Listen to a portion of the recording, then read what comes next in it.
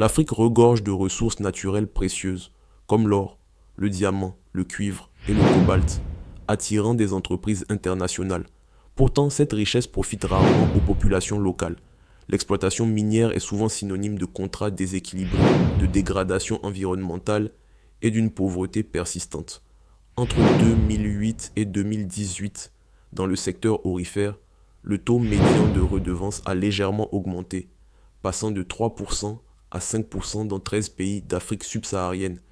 Lorsque j'ai découvert que certains pays africains ne perçoivent que 5% des revenus générés par l'exploitation de leurs ressources, j'ai été sidéré. Comment peut-on accepter qu'une entreprise étrangère vienne dans ton pays, exploite ton sous-sol, dégrade tes terres, rende tes citoyens malades et reparte avec 95% des bénéfices? Et cela pendant des décennies. Une telle situation est non seulement injuste, mais profondément révoltante. Face à ces défis, le gouvernement malien a pris des mesures fortes. En septembre 2024, 4 cadres maliens de la société canadienne Barrick Gold ont été arrêtés pour des infractions financières présumées. Puis, en novembre 2024, le PDG de l'entreprise australienne Resolute Mining, Terence Holohan, et 2 employés ont été détenus à Bamako pour des différends fiscaux. Pour obtenir leur libération, Resolute Mining a dû verser 160 millions de dollars aux autorités maliennes. Dans cette vidéo, nous explorerons pourquoi les ressources naturelles peuvent être à la fois une bénédiction et une malédiction pour l'Afrique, ainsi que les mesures nécessaires pour que le continent tire véritablement profit de ses richesses.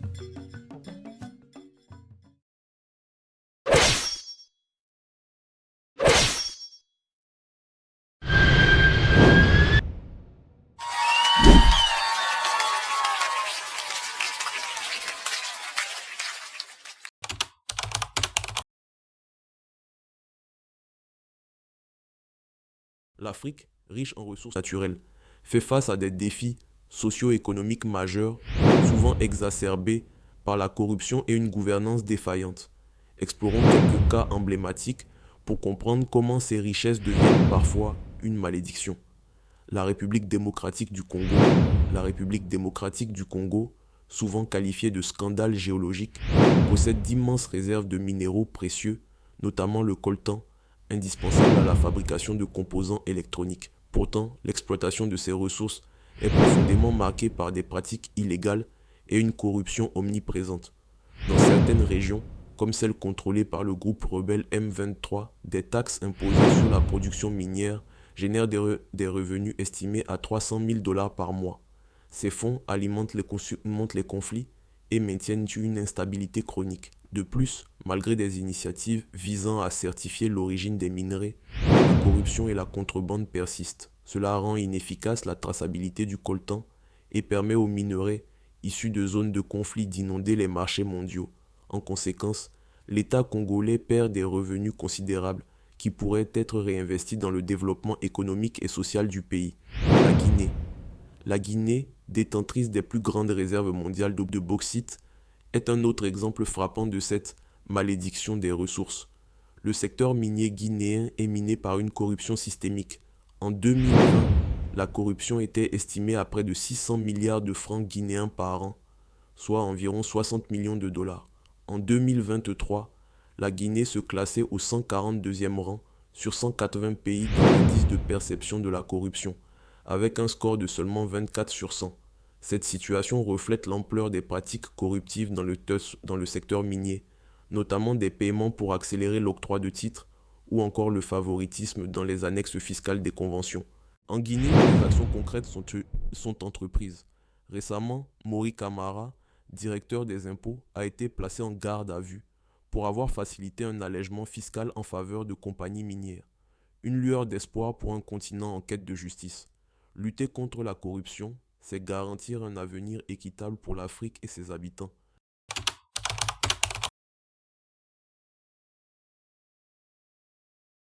Malgré les nombreux défis liés à leur exploitation, les ressources naturelles représentent un levier stratégique majeur pour le développement de l'Afrique. Une gestion appropriée pourrait transformer les économies nationales, améliorer les conditions de vie des populations et renforcer la souveraineté économique des États. Cependant, pour que cela devienne une réalité, La première étape essentielle est la renégociation des accords, en particulier avec les entreprises issues des anciens pays colonisateurs comme la France. Il est parfois difficile de ne pas ressentir que certains de ces pays continuent d'agir comme si l'Afrique leur appartenait, se permettant d'exploiter ses ressources sans véritable considération pour les droits et les intérêts des populations locales. Cela dit, je me réjouis de voir que de plus en plus de pays africains se tournent vers de nouveaux partenaires tels que la Chine, la Russie ou la Turquie. Ce réalignement stratégique permet non seulement de diversifier les alliances, mais aussi de rappeler aux anciennes puissances coloniales que l'Afrique n'est plus un carré. Houphouët-Boigny l'avait d'ailleurs prédit. Si la France et l'Europe ne changeaient pas leur comportement envers l'Afrique, elles finiraient par perdre beaucoup. Aujourd'hui, cette prophétie semble se réaliser. L'Europe doit comprendre la nécessité d'aider l'Afrique. Il va de la survie de l'Europe et de la vie de l'Afrique. Il y a une nuance. Je continue à me battre pour faire comprendre à nos partenaires européens que la lutte finale, si la lutte doit être finale, ce ne serait pas avec des fusées. Ce serait sur le plan essentiellement économique. Et l'Europe n'a pas de matières premières. Les Américains en ont, mais pas en quantité suffisante pour en céder à leurs frères et leurs alliés européens. L'Asie, la question n'intéresse pas, je ne vais pas rentrer dans certains secrets, dans certaines confidences.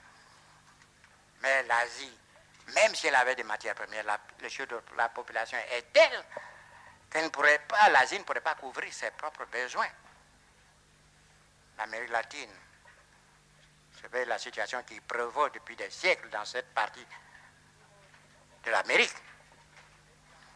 Victime aussi de l'exploitation de mêmes groupes économiques financiers puissants ne peuvent venir au secours de l'Europe sur le plan des matières premières. Il n'y a que nous, l'Afrique, de loin, le grand propriétaire des matières premières. Nous recelons. L'Afrique n'est pas suffisamment prospectée. Mais on peut admettre sans crainte de moindre démenti que nous sommes les premiers pour le faire, les premiers pour les bauxites. Quand on pense qu'en Guinée, il y a des siècles de réserves de bauxite, le manganèse, l'uranium, l'Europe a besoin de ces matières premières pour donner du travail à ses hommes, à ses ouvriers. Imaginez-vous la pauvreté se généralisant, la révolte des jeunes exploités par d'autres. Permettez-moi de ne pas aller loin dans ma pensée. Et si ces matières premières ne parvenaient pas un jour à l'Europe, voyez notre ami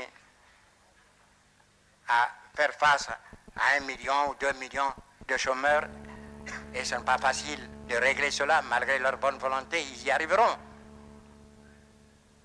Mais si l'Europe venait à être privée de matières premières, c'est le chômage généralisé et qui conduira où, vous le savez vous-même. On n'aura pas besoin de tirer un coup de fusil. Voilà ce que nous nous efforçons à faire comprendre à nos frères européens. Nos intérêts sont solidaires. Il faut qu'ils nous aident à nous développer. Vous avez parlé de l'autosuffisance alimentaire.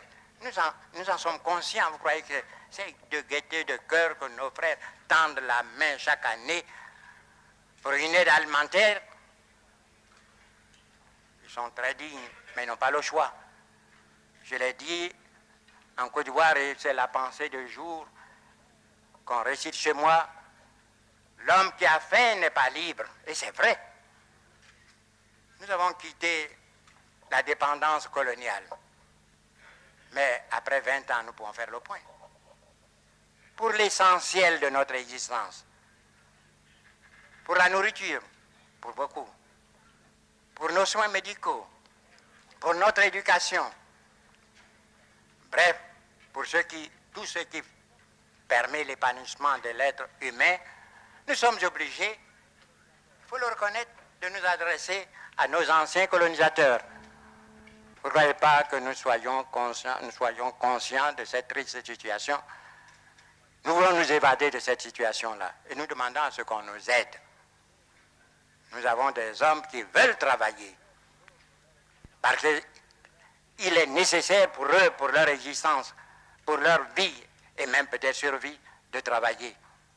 Mais il faut qu'on nous aide. Nous ne demandons pas l'aumône. Nous ne sommes pas une sorte de mer morte qui reçoit l'eau du Jourdain sans rien laisser passer. Voyez-vous, nous parlons avec beaucoup d'images. Et voudrez-vous que je vous dise ceci pour conclure? Chez nous, on dit qu'il faut que vous nourrissiez votre enfant jusqu'à ce qu'il ait poussé des dents, afin qu'il vous nourrisse quand vous aurez perdu les vôtres.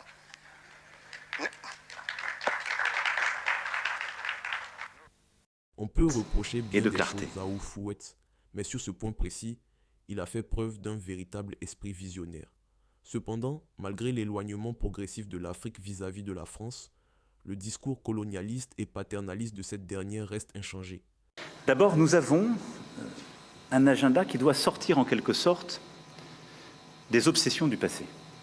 J'ai fait le maximum des efforts et je continuerai de le faire pour regarder les questions historiques, culturelles et mémorielles. Je crois que nous l'avons fait avec beaucoup de sincérité ces dernières années et du travail inédit qui a été fait sur l'Algérie avec la commission Stora, en passant par le discours qui a été donné en mon nom par le ministre à Tiaroy pour le Sénégal, à la politique de restitution des œuvres d'art, conformément à l'agenda de Ouagadougou que j'avais évoqué.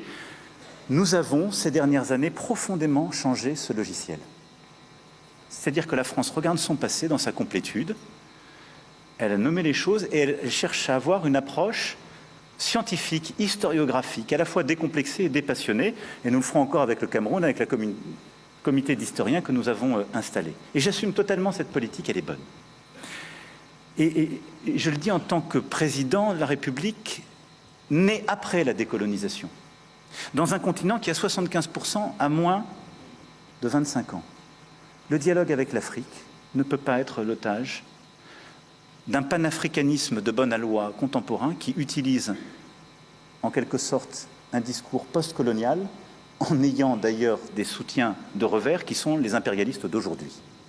Et donc cette espèce de combination de faux intellectuels manipulant les réseaux sociaux, utilisant le désarroi d'une jeunesse et les intérêts de la Russie ou d'autres en Afrique, soyons lucides, mais n'y cédons pas.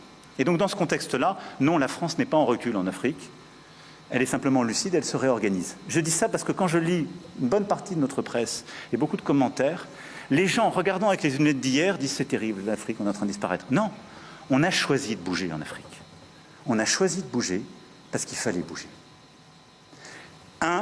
On a regardé notre relation passée, mémorielle, culturelle, on la factualise, on l'assume, on se dit la vérité. Mais on ne cède rien à la désinformation et aux ingérences. 2, nous avions une relation sécuritaire. Elle était de deux natures en vérité. Il y a une partie, c'était notre engagement contre le terrorisme depuis 2013. On avait raison. Je crois qu'on a oublié de nous dire merci. C'est pas grave, ça viendra avec le temps. L'ingratitude, je suis bien placé pour le savoir, c'est une maladie non transmissible à l'homme. Mais je le dis pour tous les gouvernants africains qui n'ont pas eu le courage, vis-à-vis de leurs opinions publiques, de le porter, aucun d'entre eux ne serait aujourd'hui avec un pays souverain si l'armée française ne s'était pas déployée dans cette région. Et j'ai une pensée émue pour nos soldats qui, parfois, ont donné leur vie et pendant des années se sont battus. Nous avons bien fait. On est parti parce qu'il y a eu des coups d'État. Parce qu'on était là à la demande d'États souverains qui avaient demandé à la France de venir. À partir du moment où il y a eu des coups d'État, où les gens ont dit « notre priorité, c'est plus la lutte contre le terrorisme, c'est ceci ou cela, qu'importe », la France n'y avait plus sa place, parce que nous ne sommes pas les supplétifs de putschistes. Donc on est parti. Et ensuite, on a décidé, ça c'est le deuxième volet, de réorganiser notre présence militaire. Pourquoi? Parce qu'on avait en quelque sorte une rémanence. Et on nourrissait nous-mêmes un discours post-colonial. Parce que dans les pays d'Afrique francophone, il y avait cette histoire, et donc on avait laissé une présence installée dans nos bases. Est-ce qu'elle avait encore une justification? Plus tellement. Est-ce que c'était ça le rayonnement de la France? Non. Je salue tous ceux qui ont servi, ça ne l'était plus là. Et ça n'était plus compris, c'était utilisé. C'est-à-dire que tous les réseaux d'activistes que j'évoquais venaient dire « Regardez les Français, ils ont un camp avec 2000 soldats là. Donc ils vont préparer un coup d'État. » Et toutes les désinformations possibles étaient utilisées contre nous.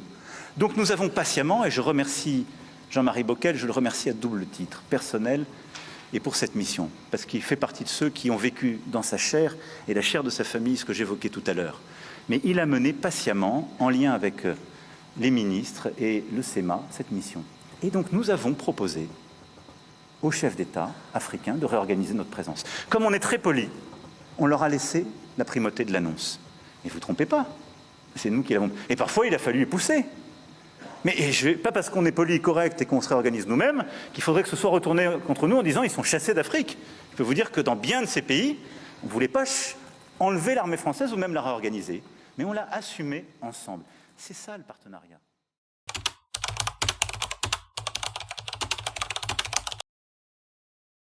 L'Afrique, riche en ressources naturelles, a tout pour se hisser parmi les continents les plus prospères. Mais pour transformer cette richesse en véritable levier de développement, certaines étapes stratégiques sont essentielles. Premièrement, renégocier les accords et contrats existants. Beaucoup de ces contrats, hérités de l'époque coloniale, sont déséquilibrés et profitent davantage aux entreprises étrangères qu'aux pays africains.